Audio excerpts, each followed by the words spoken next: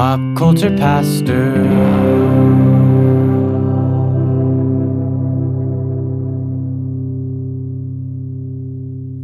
All right, Cody. I have a question for you before we start this episode. Have you ever, I'm not going to use the word stalked. That seems... That's creepy. No, I haven't.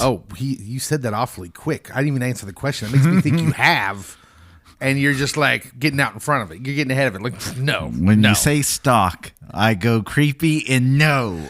Okay, well, have you ever had a crush on someone? Like in a young age? Yeah. And then looked around the lunchroom before he sat down, maybe see if they were there?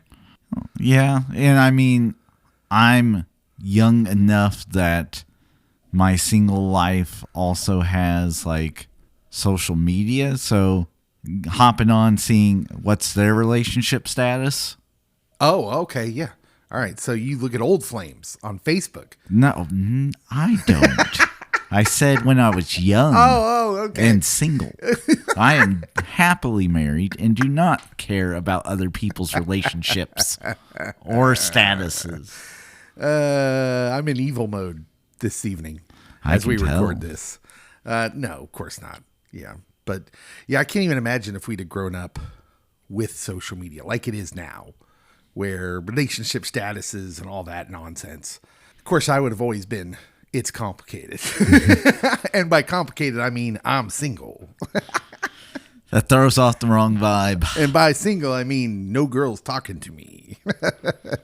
Anyways, let's not get too sad about my teenage days. Let's instead say, hello, welcome. This is Pop Culture Pastor Watch-Alongs.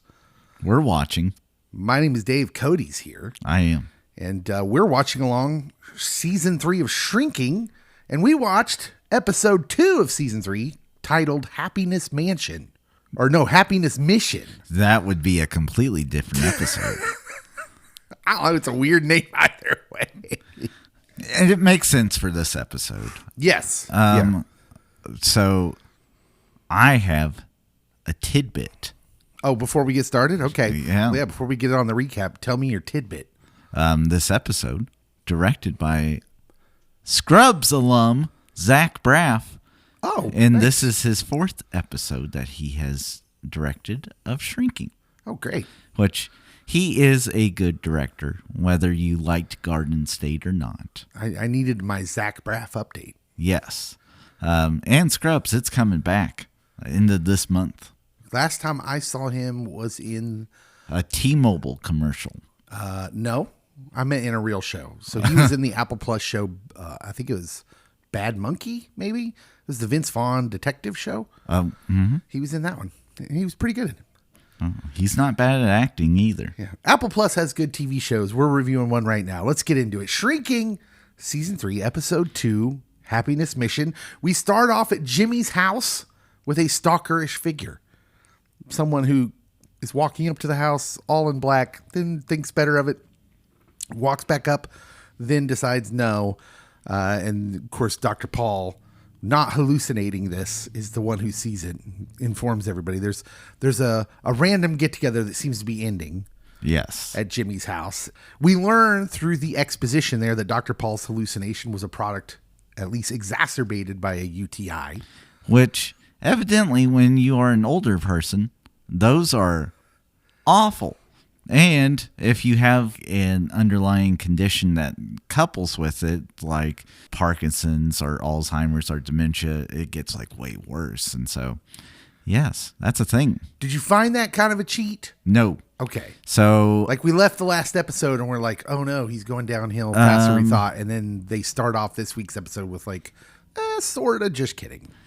So my grandmother, who passed away over a year ago, she had dementia. But like if she got a UTI, like it was holy cow. And then like if they got it under control, then she was close to back to where she was. So, which they do talk about with Paul, that he needs to be drinking tons of water, and Gaby was trying to force him to last season. So yeah. So there's an ongoing discussion in this first scene about Paul's health and how they're kind of ganging up. They're bringing out the big guns to organize Paul's life, including Liz as his schedule master, which is played for constant comedic value throughout the episode.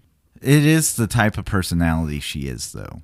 Yeah, she's perfect for it. We go to the cafe with Lewis and Alice, and the running bad coffee gag continues. Gross. Yeah. Do we think there's an inside joke there between Bill Lawrence and somebody that just kind of came out of nowhere and it's not going away? Maybe Bill is like me and doesn't like coffee at all. I don't know. So they're just kind of hanging out, having a discussion. Alice sends Gaby a selfie of her and Lewis, and this sends Gaby spiraling in session. And this is kind of our first clue of where this episode's going, that Gaby's not down with them hanging out with Lewis. She's not over this. Oh, she is not. And it's going to result in something later on. This scene is meant to show us that for maybe the first time, that Gaby is not okay with them befriending him. Very unprofessional. Oh, yeah, in the session. Yes. Yeah, she gets deregulated, is what y'all would say, right? Mm-hmm. I was embarrassed. Also, you shouldn't have your phone out. Yeah, so she didn't have her phone out. She wouldn't have seen that. But I was impressed. She's all over this line back and forth of she understands that what they did was a good thing. Trying to befriend him, understanding that he's a broken human being, like that it wasn't intentional. He didn't murder their loved one. Like, I like that she's having this battle in her head between her brain and her heart, her compassion and her sadness, her grieving. Within professional ethics, I guess I would say that you know what is right, even if it doesn't seem fair or just. Yeah. We moved to Jimmy and the lady he bought the car from, a.k.a. Kobe Smulders, a.k.a. Sofi, with a F-I. Yes. And I'm like, hey, it's a How I Met Your Mother mini reunion again. Yeah. Do you feel any chemistry from them whatsoever? I'm having trouble with it. I definitely feel awkward chemistry. Yeah. Which, I mean, where he was in the last episode, never wanting to date, because I feel she's putting herself out there. He's like tiptoeing into it and missing some obvious moments to step fully in. So yeah, they have some painfully awkward high schoolish level conversation, and it's kind of painful. And I suppose that's a testament to the acting, because it's supposed to be awkward, especially on Jimmy's part, as he's struggling to move on, to move forward. He's not really opening himself up that much. So they have this painful, awkward, we're clearly interested in each other conversation, but Jimmy is holding back in a lot of ways. And I mean, if you think about that, he's coming off of a marriage that he had been with her for almost 20 years or so. And the year in between her death and the start of the series, he wasn't having serious relationships. Mm-hmm. He might have had ladies over, but there was nothing about like, oh, I want to court you and make this official or anything. Maybe if it had been 1852, they'd have been interested in the courting. Yes. Going to the malt shop. Malton comes up quite a bit, actually. We go to Dr. Paul and Liz, and they're discussing Paul's schedule. It was somewhere around this scene where we kept getting scenes of two characters together that I remembered. I recently watched a video that explained how the best TV shows find these combinations to get these two different characters in a bantering situation together. And that, like, a lot of success of a show can rest on finding the right combinations of that. And I realized that having Dr. Paul and Liz together is Harrison Ford and Krista Miller. Having them together is just an interesting pairing, and they can kind of bounce off each other. But they're discussing Paul's schedule. Paul complains about his green brain smoothie. I would too. You can't just put salad in a blender, Cody, and call it a smoothie. A smoothie's got ice cream and chocolate syrup, and the extra comes in a little metal cup. That's a milkshake, Paul. Also, that's an expensive milkshake. Where are you getting milkshakes, bro? I feel like they have to live in a fancier part of Cali. Yeah, you get a little bit of extra at the Sonic too, but it just comes out the lid. Yep. Onto the cup. Derek and Liz's homeward bound son walks in. Matty, I believe his name is, or that's what Derek calls him. Probably just Matthew or Matt. And Dr. Paul, of course, starts picking a little bit. Is that the kid who came to my wedding wearing nothing but nut huggers? Oh, Dr. Paul. He'll get there, though, right? Is Dad's question. He'll get there, though, right? Where they've told Dr. Paul what the situation is that maybe they've coddled him a little too much. And he says, depends. Biggest mistake parents make is doing too much for their kids. They have a problem, they swoop right in, and they fix it. They never learn resilience. So it was at this moment I was really concerned. Oh? Because a lot of things in life, people will just say, just stop and cold turkey it. Mm-hmm. But a lot of things in life, you really just can't cold turkey. If there isn't a good plan in place, or in this situation, like letting the child know, like, hey, we still love you, yada, yada, it can end in epic failings or have severe consequences. And so I was concerned about Maddie just going completely off the rails. Well, it was fascinating. This whole scene is fascinating because here you have some good wisdom coming from a character that maybe didn't practice it too well at his chance at fatherhood. And also is using that good wisdom to try to avoid drinking the green smoothie. Yes. He seems to have an ulterior motive, which is to shame them in getting a chocolate milkshake. Yes. But I did write down here in my notes, this happens in real life a lot. And we tend to not take the wisdom. We'll judge the person giving us the wisdom. But Cody, someone having wisdom doesn't necessarily mean they did it right the first time. They could have learned the wisdom just as easily by making a mistake. Yes. And also, oftentimes we do not have Harrison Ford giving us that wisdom. Well, if it was Harrison Ford, I feel like I would take it 10 times out of 10 and probably be like, yes, sir, I'm going to try that. Thank you, Harrison. We move to a Jimmy Sofi scene because Jimmy shows up at her house. It's more, actually Sofi shows up. This is when Sofi shows up at Jimmy's. More awkward conversation. She's brought him a key. Like yes. that was the reasoning. She found the extra key. She found it, quote marks. Even though he had 3 spares already made. Yes. And it's, again, painfully awkward conversation. And in this scene, I wrote down in my notes, it's somehow even more painful to watch beautiful people be painfully awkward. I felt at home in this scene. They seem so normal.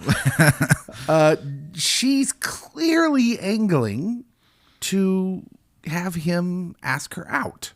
Yes. And Jimmy hesitates. And everyone that was spying on them that we did not see in the scene because they were on the roof or in a tree getting a football out. On the balcony.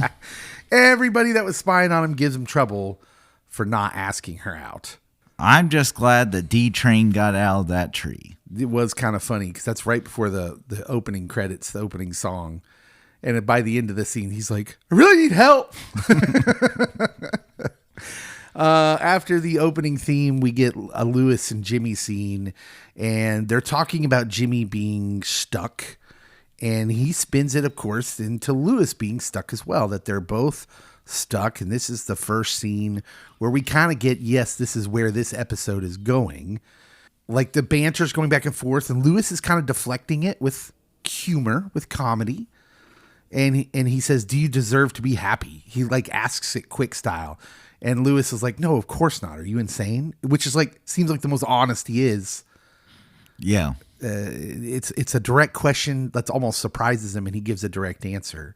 And you kind of see the plight of Lewis, which, no, of course I don't deserve to be happy. I've done something terrible that I'm never going to forgive myself for. And it's, again, interesting to see these characters who have forgiven him.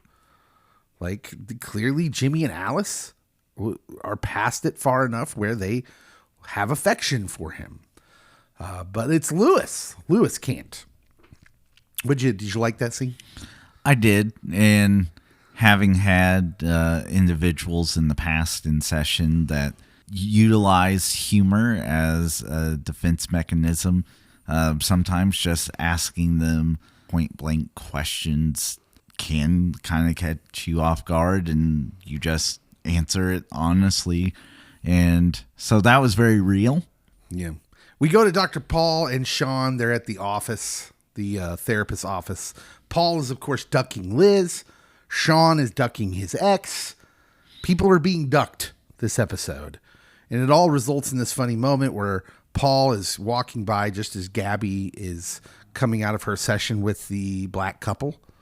And Paul makes an inappropriate joke about this being the most black people ever in his office, which they kind of call out and be like, no, you can't say that. Also, we don't like being counted. But then he makes another counting joke. And I'm like, come on, Paul. Come on, man. I know you're old, but come on, man. I think it was a good way to diffuse what had become kind of awkwardly tense. Yeah, well, because Gaby had a bad session, right? Paul notices that Gaby is angry because Jimmy and Lewis pass through somewhere around this time. They're just kind of passing through the office, and Paul notices it. And Gaby tells Paul in so many words she's not pleased with their hanging out. Yeah, her body language, her tone, the short, abbreviated sentences she's using, everything is like, I am angry. Yeah. She says, he killed Tia. Now Alice and Jimmy are all chummy with him. And Dr. Paul says, look, shared trauma makes people do wild things. He ain't wrong. And Cody, I love how Hollywood offers us this story about wild forgiveness and grace, and the characters don't get it, right? Because that's super realistic. That's a real thing that people have struggles with. What do you think about all this? What do you think about the Gaby storyline, the forgiveness of Jimmy and Alice? I definitely think that it's not going to play out that way in every situation, but it's definitely not uncommon for those the closest to the trauma to end up finding a sense of forgiveness with the person that perpetrated it or caused, in this case, the death of a loved one. But those that are closest to them struggling with the idea of them moving on. Yeah, that's interesting. I'm fascinated because in Bill Lawrence's last show, Ted Lasso, there is a character that betrays his friends, Nate the Great. If you've watched Ted Lasso, that character betrays his friends, and then his friends forgive him. And on this show now, his next show, you have a character being forgiven for something even worse. But on comment threads for Ted Lasso, when that happened, and on this show, because I've joined some shrinking groups, you'll see about a bunch of people, usually about half the people in the comments are like, nope, wouldn't do it. Can't forgive him. I don't like this storyline. You see people who have trouble with this. And I think that's about right. So like having Gaby represent that in the episode, I think I wonder if Bill Lawrence was inspired by the reaction to Nate being forgiven on Ted Lasso. And the feedback from that. I think you can't have all the characters go through the same emotional arc, or at least not the same rate. Having the daughter forgive him and connect with him, and then having Jimmy do it just because, or stepping in just because that is what Alice wanted, that made sense. It also makes sense for Gaby to not be there yet or to ever get there. For them, it was necessary for them to find this place where they can forgive and feel like this guy doesn't have to carry that around and they don't have to carry it around against him. Yeah. This show has done a great job, by the way. None of this has been contrived. We saw Alice work through it and Jimmy. They both had to work through it because they both had the same feelings Gaby did. Yes. So it all feels really earned for the show. We go to Derek and Liz. There's a little hilarious scene here where Derek is making a sandwich that Liz clearly knows isn't for him because he's putting mustard on it. And the scene where she, because he's still coddling him. He's still not in a place where he can tell his son, like, hey, you need to go do something with your life and quit living here and mooching off of everybody. Grow up. And she's like, okay, well, if you like mustard so much, eat the sandwich. And he makes this funny noise when he tries to put his up close to his mouth. D-Train. But by the end of the scene, he agrees that, hey, he needs to kick Maddie out of the house. We go back to Gaby in session, and this one goes even worse. Oh, this one was a train wreck. Yeah, like, listen, I'm not a therapist. The client's very obnoxious and annoying.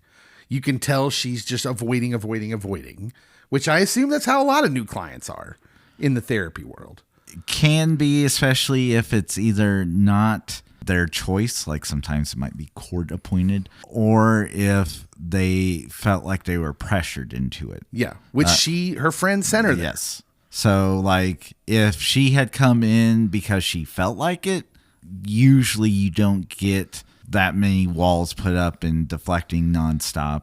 You might get some of it, but you usually don't get that intense. But with the pressuring from the friends, that made perfect sense. But regardless, Gaby does not handle that the way she should. No. She loses her cool. Very unprofessional. Yeah. And by the time she catches herself, it's too late. And that therapy, first time client, she leaves. They did not build a rapport.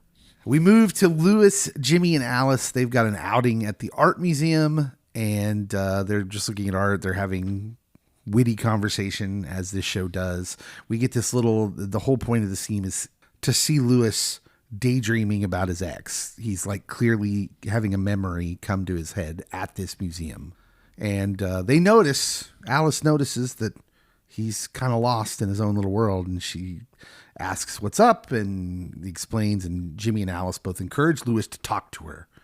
And he kind of gets frustrated and he leaves. I don't blame him. Yeah.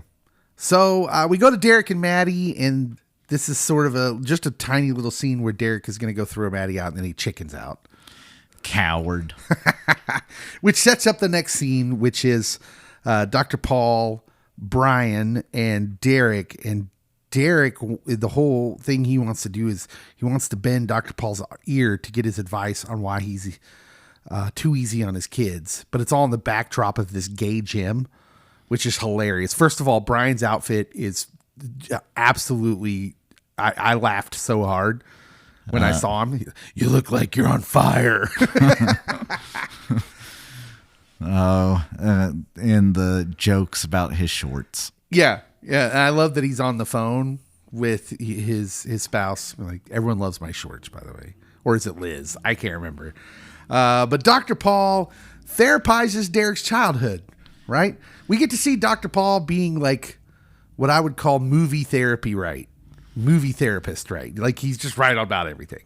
So I do know therapists that are really good about, especially if they have known the person for a while and then the person decides to ask for their opinion on some things, that they could do that. Mm-hmm. And with this not being like their first encounter or their first time really talking, Paul's going to have picked up on some tendencies of Derek.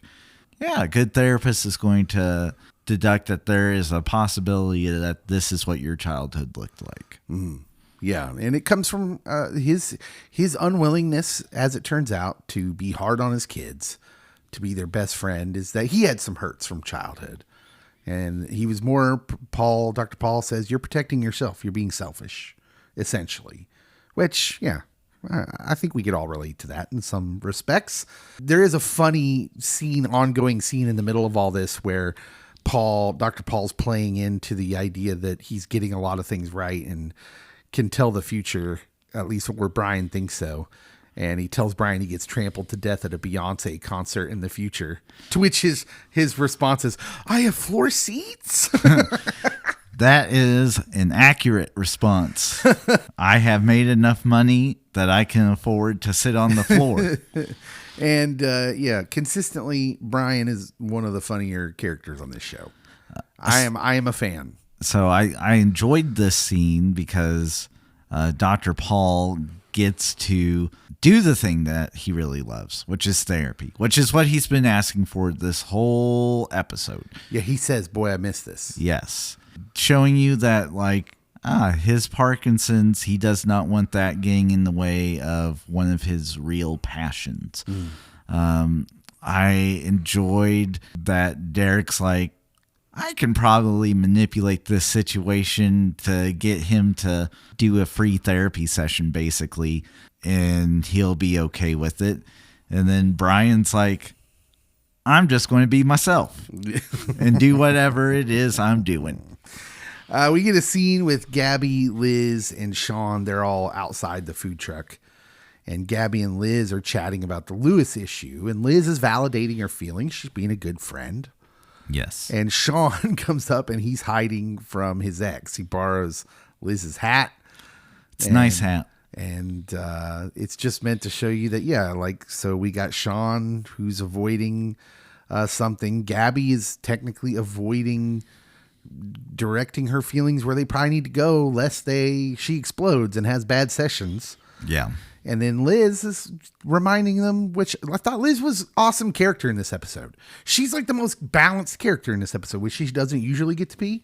And the whole scene ends with her telling him, you got to be easier on yourselves because they're being hard on themselves. They know they're not doing the right thing.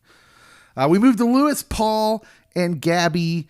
Lewis comes to, Lewis, Jimmy, and Gaby, I think. Lewis comes to Jimmy's to apologize. Yes. And it leaves, Alice is getting ready for something. Alice and Gaby are going to go to a Sparks game. Yes. Yeah, they're going to go Alice to a Sparks game. is getting ready for the Sparks They're game. looking for something which makes Jimmy leave the room because he knows where he hid it. And it leaves Gaby and Lewis alone. And we get this, just wonderful scene of acting where Lewis speaks first, sensing her anger. And he just says, you can say it. It's coming off you like heat off a radiator. He ain't wrong. No. And she says, look, man, they really care about you. I'm trying to be a good person. I really am. I hear Jimmy say, how do I help Lewis? Or I hear Alice say, you think Lewis is going to be okay. And all I want to say is, who gives a expletive? He killed my best friend. He should be in jail forever. But you're not. Why are you still in our lives? Why are you here? And Lewis, perfectly written scene for someone who, one, has been hard on themselves and has been trouble forgiving himself. There's no defensiveness in him. He's just silent. And he looks like he wants to cry. Like he knows. He knows there's nothing he can say. And she goes in she starts telling Lewis this memory. And this is when the tears fall off. Great acting by Jessica Williams as Gaby here. It's one of the first moments she really gets to shine as she talks about her friend and she's crying and she says, they may have forgiven you, but I never will, ever. Tia doesn't get to be here, and that's because of you. So the fact that you could be living your life and you're choosing not to, I hate it. It's disrespectful to her, and it's disrespectful to me. Go live your life. What'd you think of this scene, Cody? Initially, I was really upset with Gaby. Just because Gaby, for the most part, she was unfiltered. Okay, we're going to keep piling on Lewis. And especially considering, Lewis is already saying all these things to himself. So I kind of struggled with that last part. Just because, on the surface, it sounds great. Go live your life. But for her, it's not coming from a place of actually caring about living his life. Yeah, but you could argue it's coming from the place that knows what's best for him. Like could be. It's coming from the place where she's using her intelligence. That's what I mean when her brain is warring with her heart. So I would say she's trying to get him to get out of the picture. Yeah. Because I don't think that it's for him to actually live his life. I think it's another explicative get out of here. Yeah. Okay. All right. That's the way I took it. I know some people will not have taken it that way. That's why this stuff is opinions. Oh, yeah. Yeah. I'm not saying you're wrong. That's only the writer knows for sure. William. Only the person who wrote that scene knows. I think I want to believe because I feel like that's how I would be. I feel like people are complex a lot of the time, but then I'm often shocked by how simple people can be. And so maybe I'm just complex. I don't know, but I feel like that's something I would do. I would have a hard time reconciling my grieving heart with my brain that knows this is not a person who maliciously did what he did. He was a broken person who had a broken moment and it hurt someone else. Someone important to me. So, man, I get that conflict. I think that's hard. And I want to come back to this scene later on, but we'll move on right now. We go to Lewis because he then immediately goes to see his ex. This has worked. Gaby has jogged something in him. I was like, oh, don't do it, Lewis. Don't do it. And there's witty and tender banter, and you're like, oh, she's been waiting for him. Nope. No. But you realize, because she does have a new boyfriend or husband or whoever this man is, we're not given that information, but she's tender with him because she clearly needed the closure too. The thing I appreciated about the Lewis storyline, especially this episode, nothing really goes his way. No. The conversation with Gaby wasn't pleasant for the most part. The conversation with the ex, they aren't reuniting. She's moved on like he told her to. And yet these were the hurdles that he needed to face to start moving. His storyline's very similar to Tom Hanks' story at the end of Castaway. It's almost like that life had to end. He needed that closure, even though it doesn't go his way. And now it's open-ended. Now he can go resume almost a new life, right? Although Helen Hunt almost kept that storyline going. Let's not go there. We go to Derek, Maddie, and Liz, where Derek finally kicks out Maddie. He does not take it well. And you feel this, like if you have had to be harsh with your kids because they needed it. You feel this in Derek because you can just see the sadness in his face. And it's so funny when she's leaving the room at the end of all of it. She's like, and he's like, where are you going? He's like, well, I'm going to go talk about how mean you were. Apologize for how mean you were to him. She gets to be the good cop. Yes, good cop, bad cop. And I loved that she was willing to just watch him play video games. Mm-hmm. Like, I can remember like 2 times in my life that my mom watched me play. And then she's like, well, this is boring. Yes.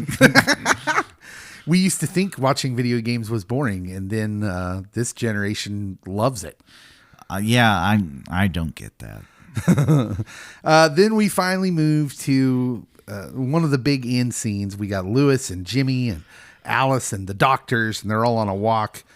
And the doctors kind of excuse themselves from the situation where it's funny because Paul didn't tell his now wife that Lewis is the man that killed Jimmy's wife. That's pre-walk. That's pre-walk conversation. Yes. But we get just Lewis and Jimmy and Alice, and Lewis is telling the group what happened at the exes, and he's saying, now I know she's okay. I don't feel stuck anymore. And then he goes into a different kind of tone. He says, listen, I want to thank you both. I never could have imagined you'd be so kind to me, and I'm still not sure I deserve it. And Alice, sensing the weird change in the tone, says, what's with the speech? And Jimmy says, I think he's saying goodbye, because Jimmy senses what's coming. Because he's a therapist. And it turns out Lewis is he's gonna move to San Diego, and he's gonna go back to his life. And it feels all a little too tidy and quick for me, but Ted Lasso season 4 was calling Brett Goldstein. That's the reason for the hasty departure, because probably when they were filming this is when Ted Lasso season 4 got picked up, and Brett Goldstein's important to that show. Let me be clear. When I say it's too tidy, I'm not saying it's not realistic, that it couldn't happen. I'm saying I wanted more. Yes. Because I find their whole relationship, the Jimmy and Alice with Lewis, I find it all to be very beautiful. I think that he definitely can make an appearance again. Oh, yeah. Before the series wraps up. He gets on his bike, puts on his bike helmet, and as he's leaving, he says, "Now it's your turn, my friend. Don't leave it too long before calling Sofi." And then, of course, Alice is like, "Who's Sofi?" And Jimmy is, "Thank you for that." Well, sometimes you gotta force people's hands. And then very quickly, almost montagey, we see Sean calling his ex, and Jimmy goes to Sofi's, but chickens out. And then we get the credits.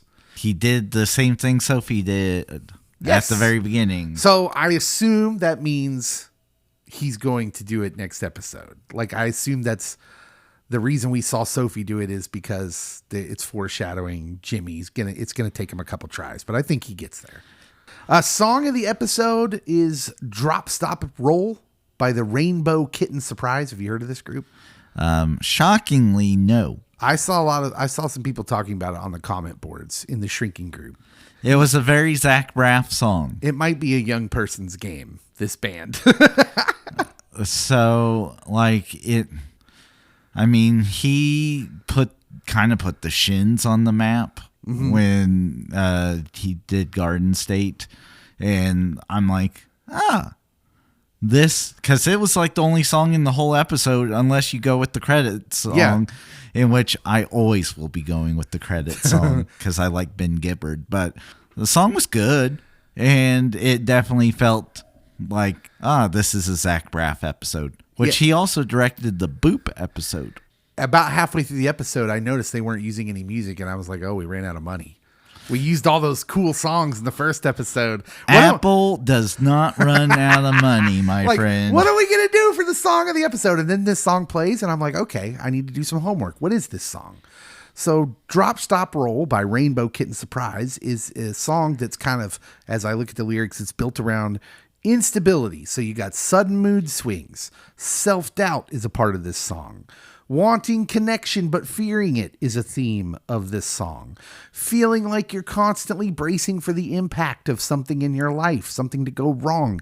That's in this song. There's lyrics in this song that go, "I'm trying to be okay, but I don't really trust myself to be." And basically, that's the internal monologue of half the cast in season 3.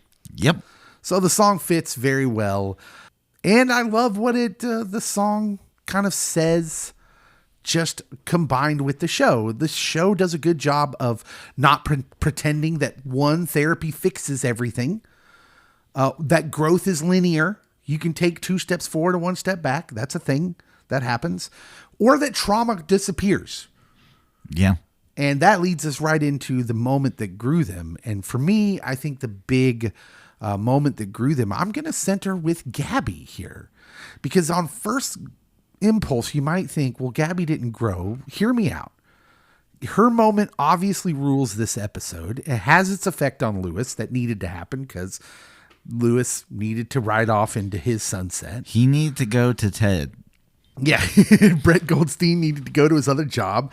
Now that Lewis has had the compassion, though, from Jimmy and Alice, he was ready for the responsibility. Not to the others for which he paid for. Like, he paid his debt to society. I'm assuming he got punished for his role in that. But the responsibility he has to himself, which is what Gaby hits on, even if it's delivered not sincerely. Let me tell you why it hits with me. If you listen to our pod that we dropped on the movie soundtracks, I told you a story. I will just rehash it just a bit. My parents get divorced when I'm very young. And so I didn't have a lot of good male role models in my life. Didn't have a lot of father figures. One of them was my Uncle Jeff, my mom's younger brother. He was a pilot for the Topeka Police Department and flew helicopters. And one night the helicopter crashed. I was in my mid-20s and he passed in that crash. I'll just be real honest. I was not doing well at that point in my life. I was suffering from depression. I was stuck, a lot like Lewis is in this show. What happened to me because of my grief, I felt like I was insulting people that I'd cared about, that had moved on, that had passed on, by being stuck. It was exactly what Gaby said to Lewis. So that scene really resonated with me because I'd lived that.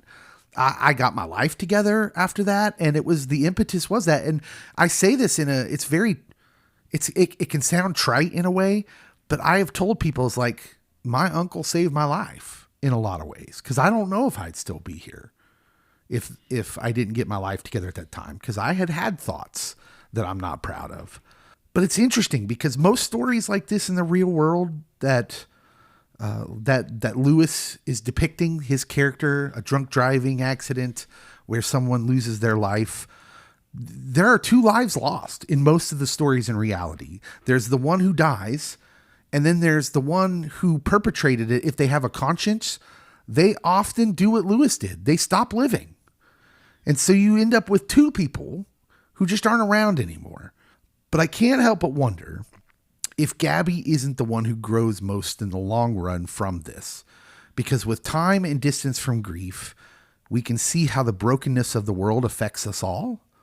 And we start to see how mostly people aren't good and evil. They're just broken in a lot of different ways. Some people are more broken than others, and it causes them to react in more broken ways. And it helps us to see why life should always be lived as fully as it can and as presently as you can, because we're not promised tomorrow.